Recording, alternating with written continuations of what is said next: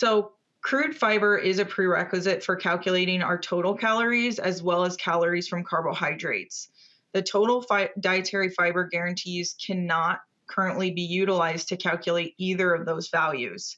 That's something that's been in discussion, and people have brought that up to our regulators and folks making the requirements. But right now, crude fiber is a prerequisite for calculating, and TDF cannot be used.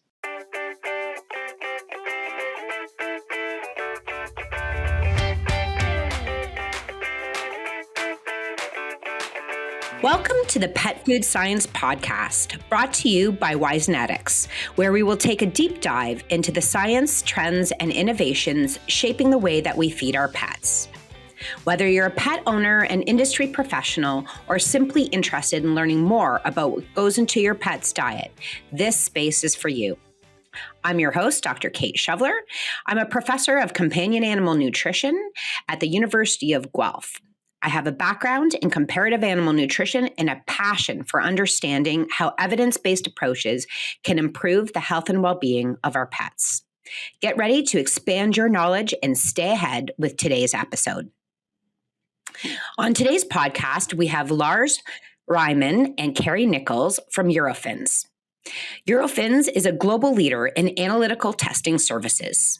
Currently, their network has over 950 laboratories in 60 countries with approximately 63,000 team members.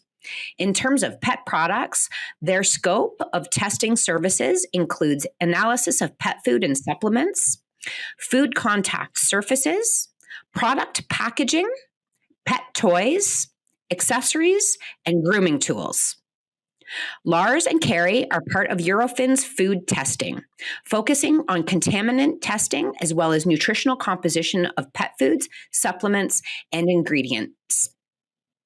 Outside of testing services, Eurofins offers robust kill-step validation studies for pet products, assistance with environmental monitoring, in addition to food safety scheme consulting and auditing to third-party standards.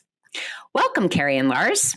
Thank you. Glad to be here. Yes, this is fantastic. I really like taking deep dives for people to understand the importance of their analytical or laboratory partners. So I'm really excited to chat with you today.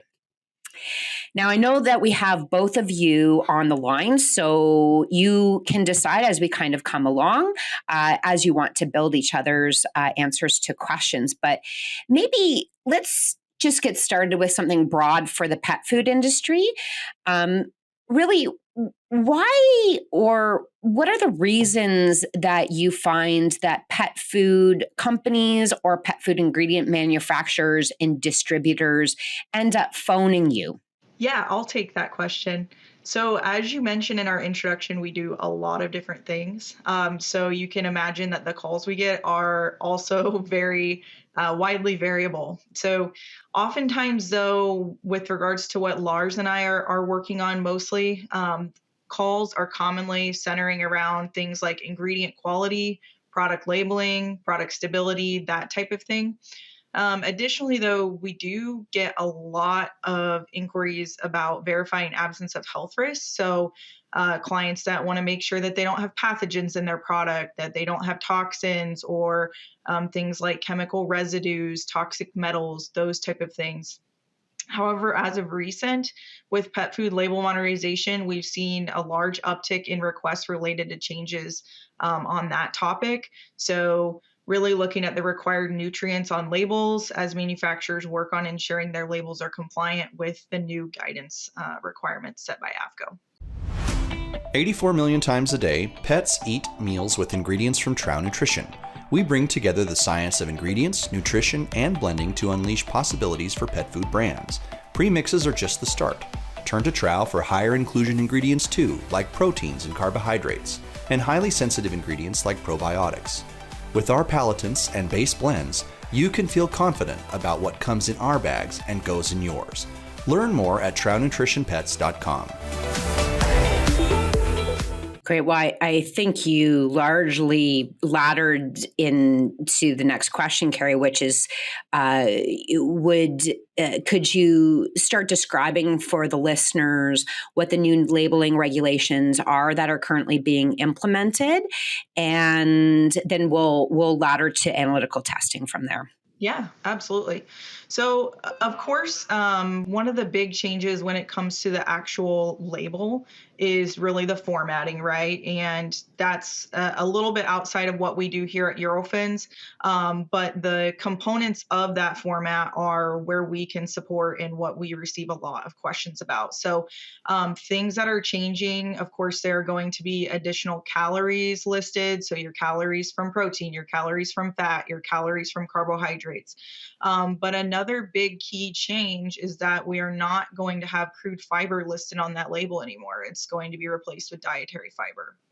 So, with that being said, when we are working with our customers on updating their labels, sometimes there can be a lot of confusion around what values are actually needed to create labels, including the values required for calculations. So, it's really important for these clients and individuals responsible for gathering data on guarantees to understand that while we have crude fiber, in the background, it's not on the label. But again, crude fiber is still required in the terms or context of being required to arrive at a calculated calories value. So I'll get into that here a little bit and explain it in more detail. For those who are listening that may not fully understand why that's required, but we still have dietary fiber listed. So crude fiber is a prerequisite for calculating our total calories as well as calories from carbohydrates. The total dietary fiber guarantees cannot currently be utilized to calculate either of those values. That's something that's been in discussion, and people have brought that up to our regulators and folks making the requirements. But right now, crude fiber is a prerequisite for calculating, and TDF cannot be used. So in addition to understanding the requirement behind crude fiber, it's also important to know how the calculated calorie and carbohydrate values are established. To do a little math here, so your carbs are very straightforward as a calculated value. It's 100 minus the sum of your protein, moisture, fat, and ash. This is where people get confused or a little bit tripped up, right? So your calories from carbohydrates per AAFCO does not utilize that carbohydrate value that we just talked about. So your carbohydrates are on the label. You still have to do that calculation, but that is not where your calories from carbohydrates value is coming from, which can be very confusing. So calories from carbohydrates per the modified Atwater calculation does not use the carbohydrate value that we just described. Per AAFCO in the modified Atwater, it requires a calculation of what is called nitrogen-free extract. So we refer to that as NFE. You'll commonly see it abbreviated that way as NFE, listed out, written out. People say, what is NFE? Okay, so NFE is a calculated value, and that's where crude fiber comes in. So NFE is calculated by subtracting the sum of protein, moisture, fat, ash, and crude fiber from 100. We then take that value and we multiply it by a factor of 3.5 to obtain the label values for calories from carbohydrates in pet food. Of course, then we're rounding up or down prior to adding that to a label, because we don't want some, odd decimal point value there for our calories. We want to make sure that's a whole nice round number. But I think in terms of anybody that's in regulatory that may not be responsible for obtaining results from the labs, that's commonly what I hear, right, is that someone else is providing the data to the regulatory folks. When you're looking at your labels or talking about this internally with your staff members that may be responsible for submitting samples, maybe you're responsible for, gathering the data and helping set the guarantees through the data, it's really important to make sure that those individuals that are submitting the samples, that are gathering the data, that may be providing the numbers, understand that crude fiber is still absolutely required for your calories from carbs and your calories calculations. So just a good reminder for those that are maybe reviewing labels, to take the time to discuss that with anybody that's providing the data, and just do a good double check there. What I'm hearing there, Kari, is that the new labels now require companies to analyze their diets for dietary fiber, which is a particular laboratory analysis that they will now need for their guaranteed analysis. However, that dietary fiber amount is not what is needed to calculate the NFE. To calculate NFE, you require crude fiber. You then, after you calculate NFE, it is NFE that we use as a estimate, shall we say, of carbohydrates. And if we want to look at the energy coming from carbohydrates, which is also required for labels now, then we have to use the NFE value to calculate that. And correct me if I'm wrong, but that's because there is no validated method that measures carbohydrates as a total fraction, correct? It comes back to the definition of carbohydrates. It is carbohydrates as we know it covers a lot of things from starch to cellulose and other things. There's no good method for determining all these in one fell swoop. So this has always been done by difference as outlined by Kari. Great. Thank you. Yeah, I think it's a really important message that I often also talk to people is we cannot guarantee something if we cannot measure it. And you are the people who measure everything. So this is important that we have validated analytical techniques that are not only accurate, which means they hit the true value, but that they're also precise and they don't have a huge amount of variability. There's already enough variability in a lot of the analytical techniques that we have. So let's bore down a little bit more into the requirement for total dietary fiber. Because in industry, we hear a lot about the requirement for determining dietary fiber content in the finished products, but we also hear that there's no reliable methods to perform this analysis and that results for total dietary fiber can be quite variable. To help to understand these sources of dietary fiber in a product, businesses may want to test individual ingredient components so they can use those ingredient components to then accurately and precisely formulate the subsequent finished product. So for both ingredients and final product, what methods for total dietary fiber should be used? So we'll start, I think, with just dietary fiber as a whole in the finished product, and then we'll kind of delve into some of the ingredient inclusions that we might want to think about as we move through the conversation here. So dietary fiber as an assay has been performed long before even I was born, right? So it's been happening since the late 80s. The basic methods like AAFCO 991.43, which is AAFCO's recommended method for total dietary fiber, for the most part, do a great job for most sample types. Reason being, some of the newer methods are, because of the rise of specialty ingredients. So like you mentioned when talking about the ingredients, so we're looking at things like chicory root, which is a source of inulin, oats, which are a source of resistant starch and beta-glucans. And then we also have specialty chemicals such as fructooligosaccharides and other forms of oligosaccharides, as well as guar gums, carrageenan, different gelatins that act as thickeners and stabilizing agents. Those are all being included in products now more frequently than what they historically were. And that's where these newer methods come into play when looking at actual ingredients on their own. When we talk about these ingredients in a finished diet, however, the good thing about these specific ingredients is that they're typically incorporated in low concentrations. So say 0.5% or less in a finished product. That essentially means that when we're looking at them in a finished product with one of these methods, it basically disappears with the normal variability of the method. If you want to look at the ingredient themselves, however, it's very probable that you're going to have to use another method outside of the AOAC 991.43. Okay, so does that not beg the question of why AAFCO recommended 991.43? Why that method? I will take that. As we know, the Pet Food Label Modernization Act has been a topic of conversation for many years, and so has fiber's role on the nutritional panel.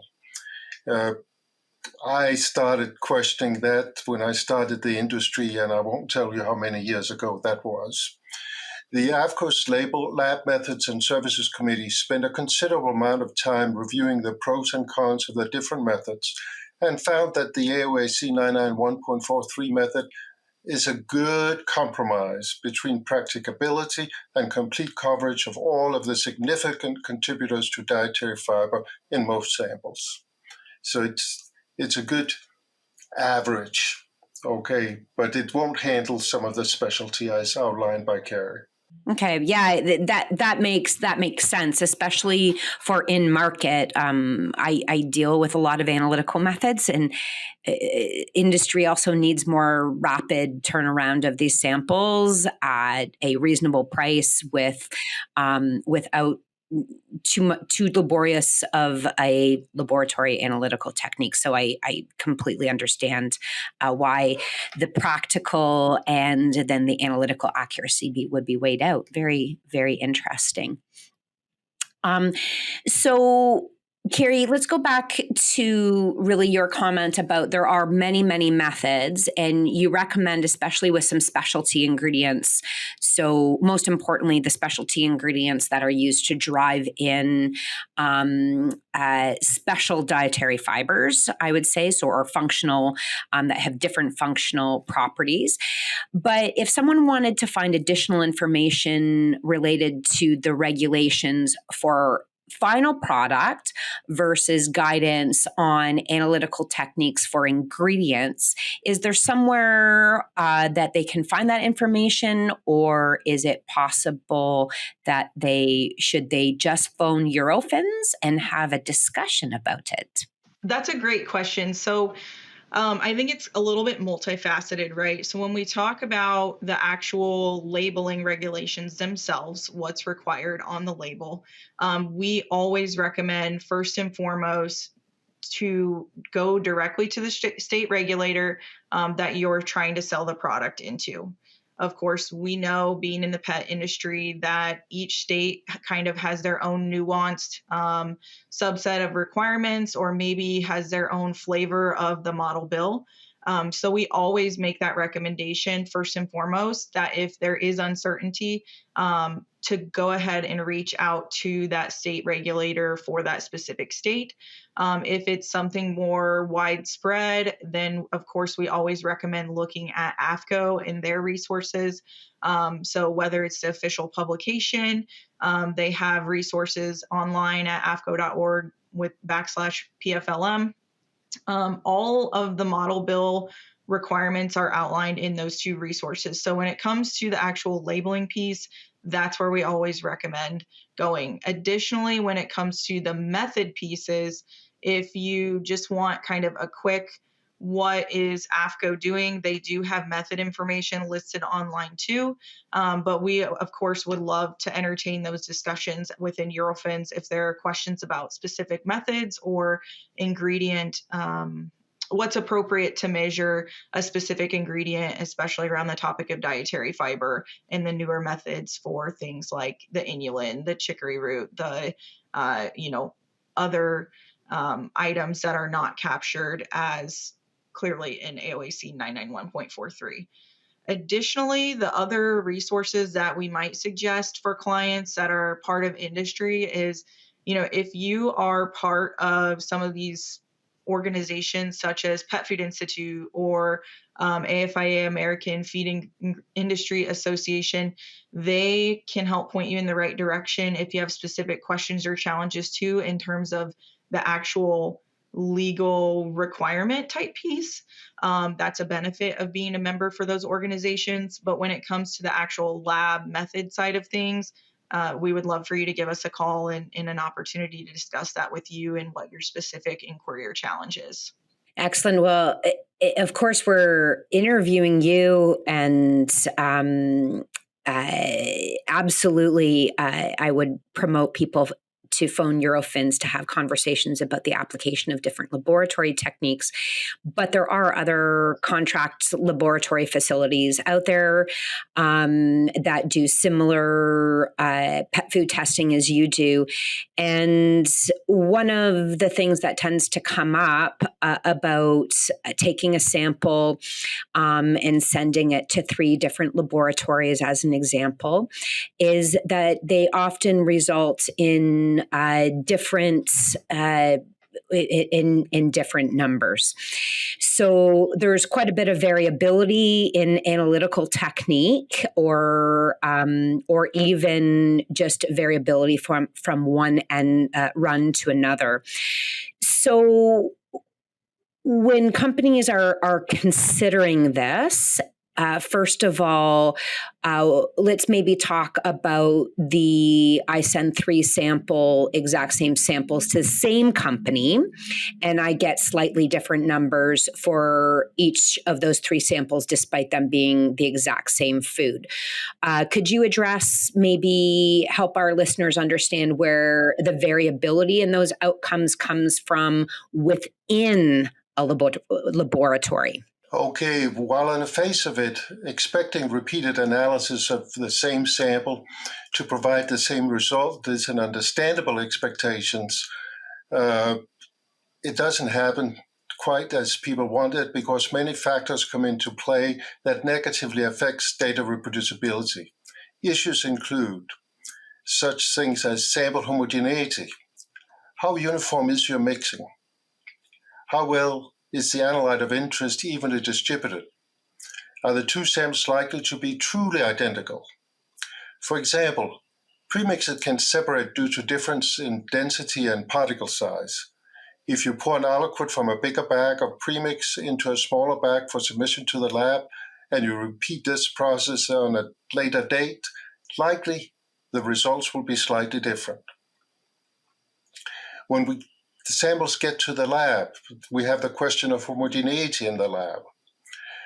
Upon receiving a sample from a client, the lab's challenge is to homogenize the sample sufficiently to ensure that the aliquot used for the analysis, which we're normally talking about between 0.5 to 10 gram, is representative of the sample submitted by the client for the analyte in question.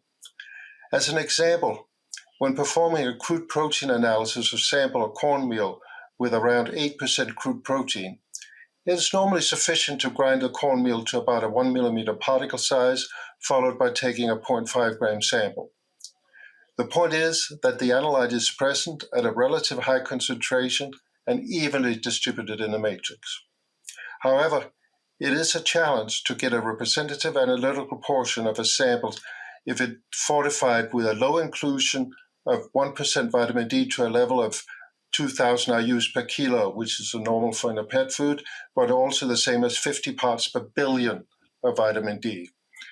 Grinding the sample to pass a 0.5 millimeter screen and taking a 10 gram analytical sample aliquot can still result in high variability between replicate tests. Low inclusion of concentrated analytes, it can be a vitamin, a mineral, or any other analyte, always give rise to higher data variability.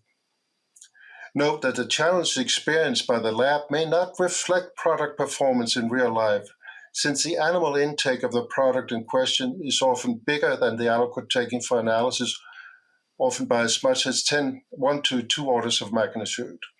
A very robust answer. And I think really ladders in all of those same variables would apply for between laboratory variability as well. But do you want to address the additional variables that would be present between or among laboratories versus the variables that you just described, which can be within a laboratory? Are there additional variables? There's a lot of variables, and I will try to give you some ideas of how you can kind of get an idea of it, because every analytical result is associated with a certain amount of uncertainty, and different methods analyzing for the same compound may have biases relative to each other.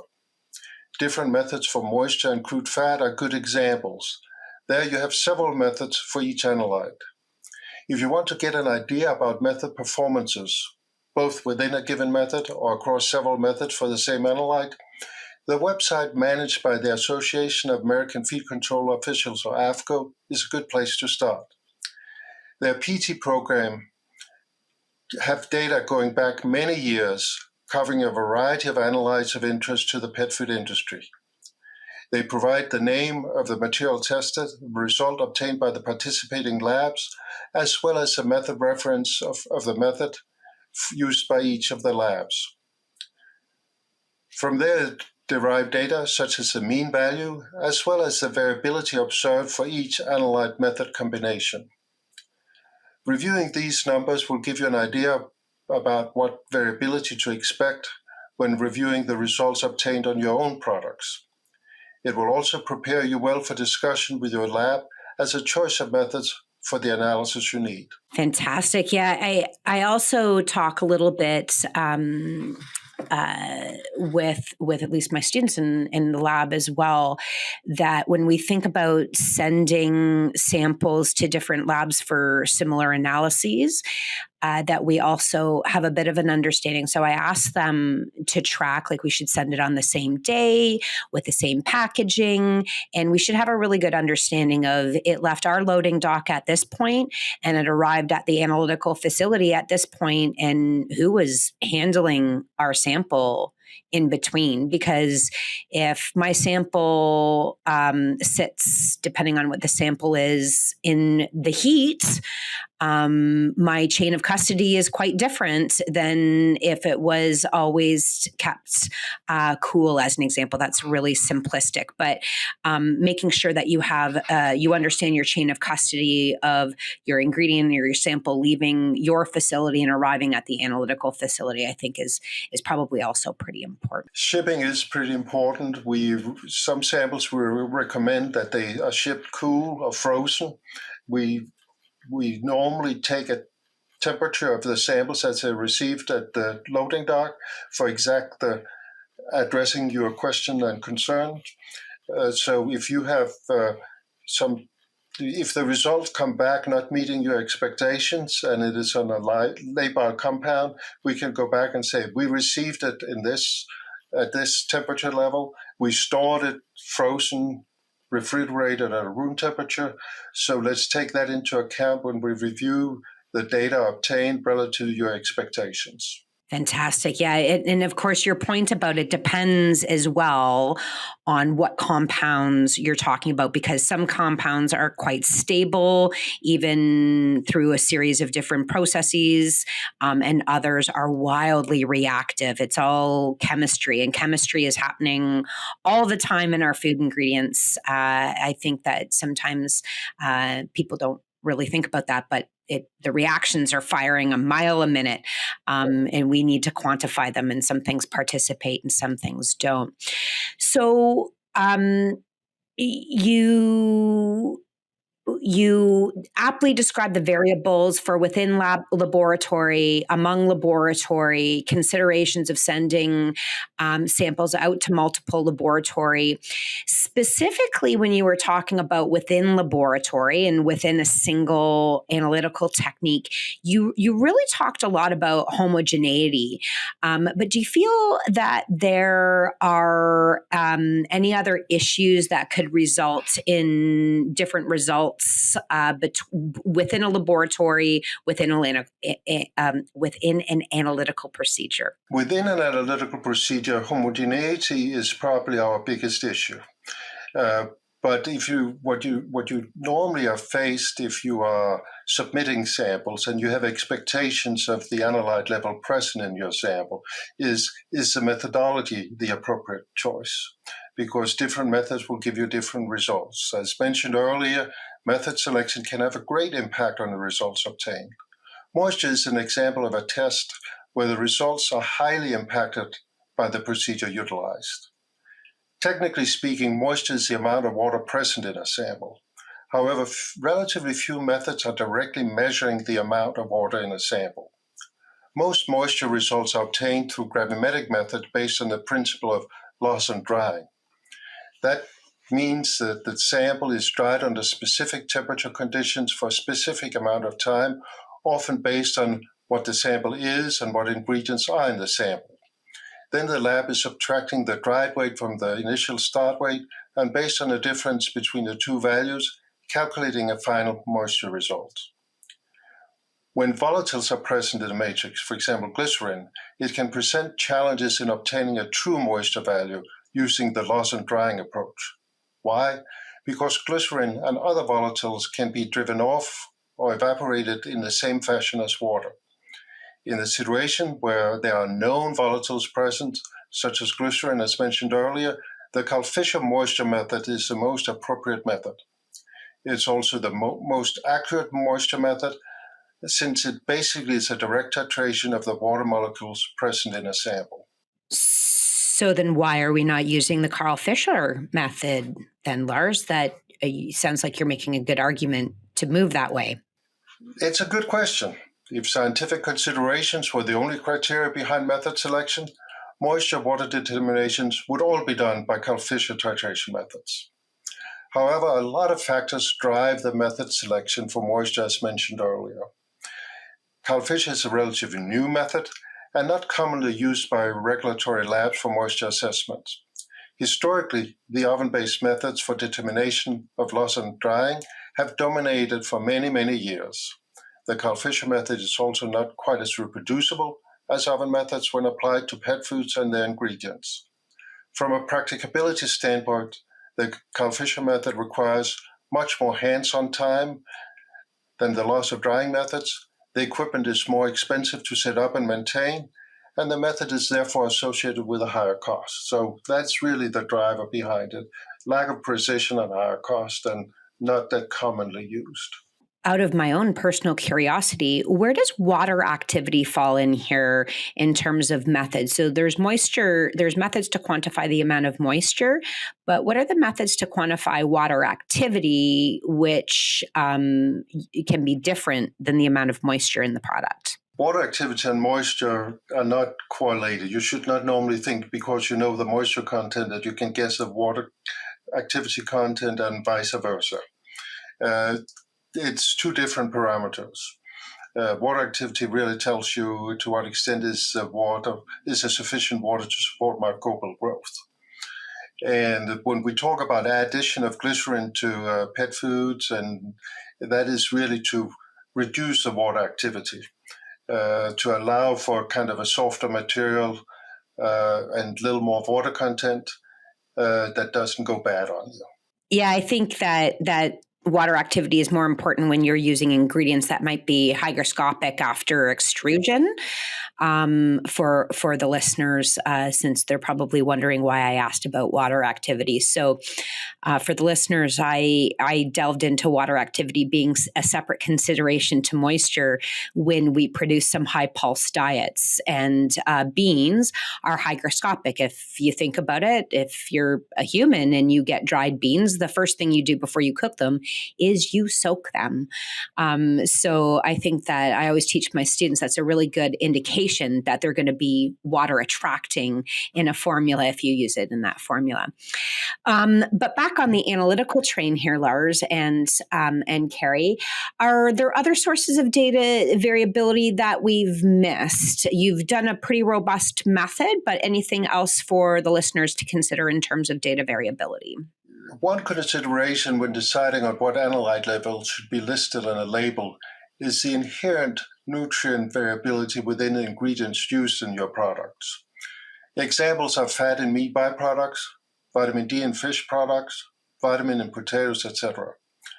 The nutrient levels in those products are all a function of traits such as species, growing conditions, the maturity and time of harvest, storage conditions, and processing conditions, to mention a few.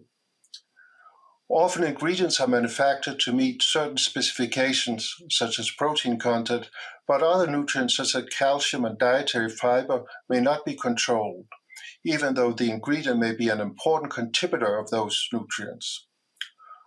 Always evaluate if an ingredient delivers significant amounts of other analytes besides the analytes for which you include the ingredients as a designated contributor.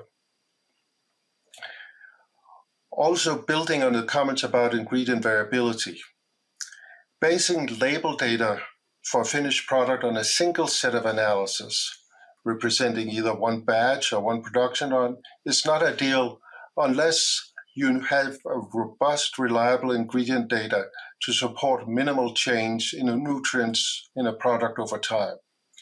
There's always a possibility for the nutrients in an ingredient to vary slightly, as previously mentioned. Consider getting a feel for the variability of the data generated during R&D trials and product development, or other means of pre-labeled development nutrient analysis. Don't be shy of asking a supplier to share his retains from earlier batches he has produced or sold to other clients. A single data point is likely not the best approach for setting guarantees. It will not capture the potential for variance in ingredients, even considering the generally accepted wiggle room on acceptability of actual data relative to guarantees. Consider the tolerances offered by most states and FDA. They divide nutrients into positive and negative nutrients based on claims and allow for as much as a 20% deviation from claim. Protein is normally an example of a positive nutrient, moisture is normally an example of negative nutrient, and fat, calories, and fiber are examples of nutrients that can be either, depending on claims associated with a product. If the actual value of a positive nutrient in a diet is below 80% of what is listed on the label, then the product is not accurately labeled, which has legal ramifications.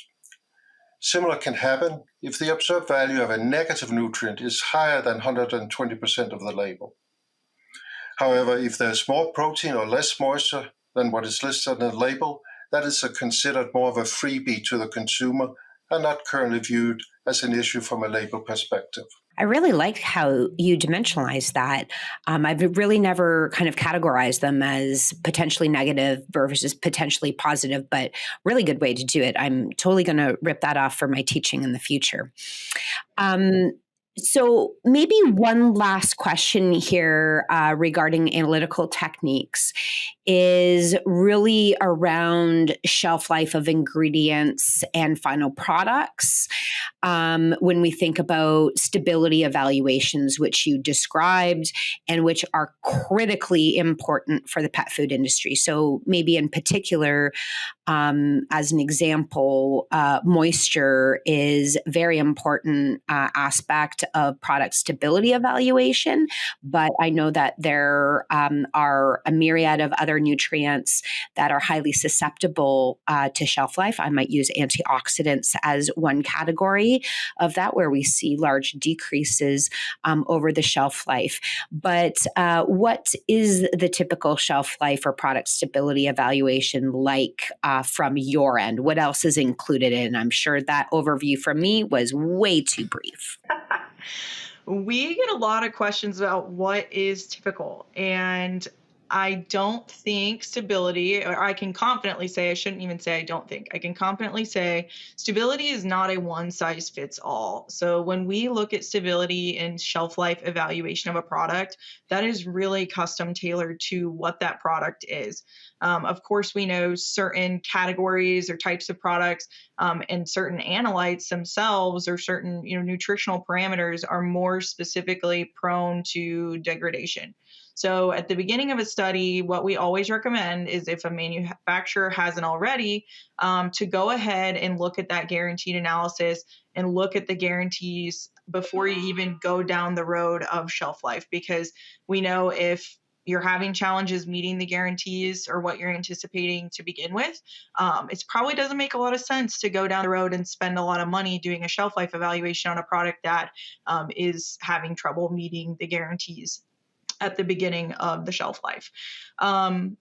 With that being said, there are a lot of nutritional components that are listed in the guarantees required on a label that are not highly prone to change. Again, this is a little bit subjective because we know there can be enzyme activity and various things happening, but generally speaking, your guarantees like protein, crude fiber, dietary fiber, your trace minerals, things of that nature are not core concerns for us in looking at shelf life and stability of a product.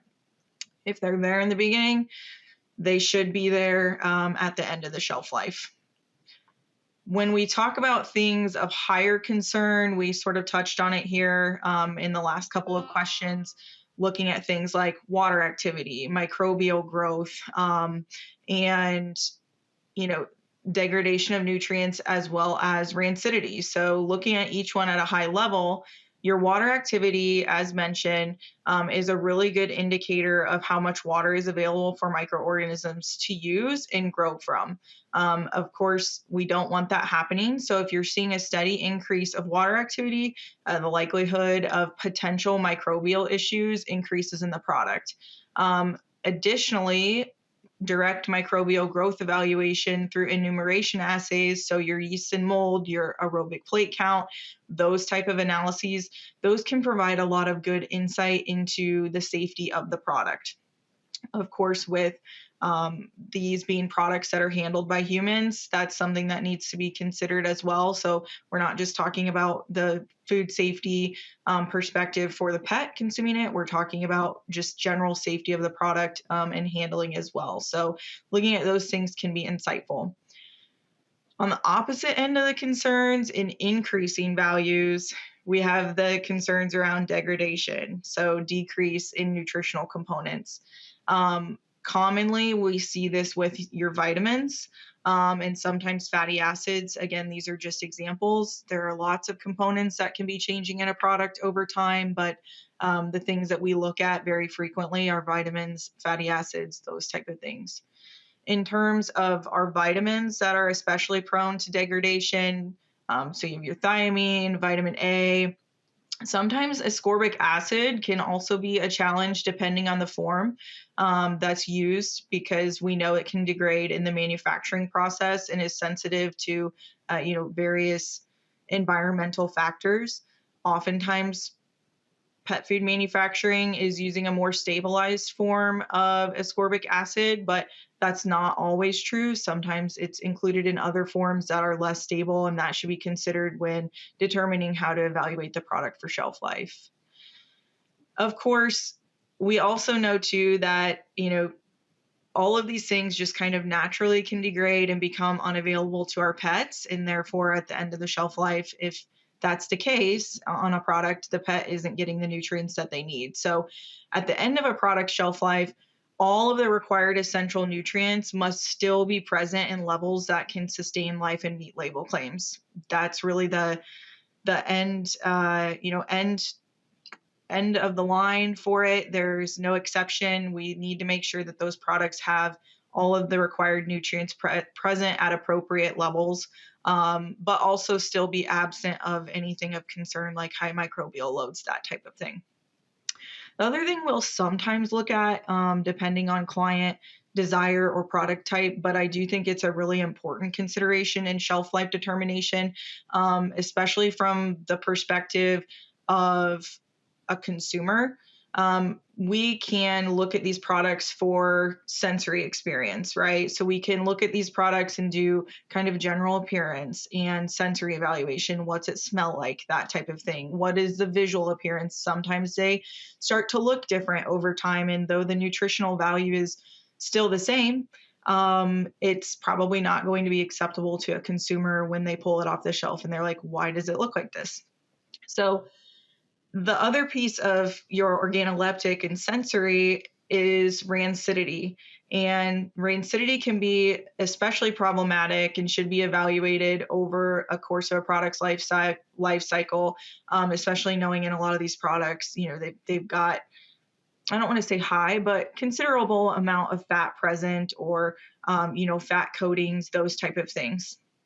So when we're talking with our clients about rancidity specifically, we will encourage both a primary indicator and a secondary indicator when we're looking at rancidity. And so what that means is, your primary indicator is going to show your rancidity like on the upswing. But if you miss that and you don't have a secondary indicator, peroxide value, for example, is a bell curve. If you analyze that product and you're on the hind end or the downswing of the bell curve, you might say, oh, the product is fine.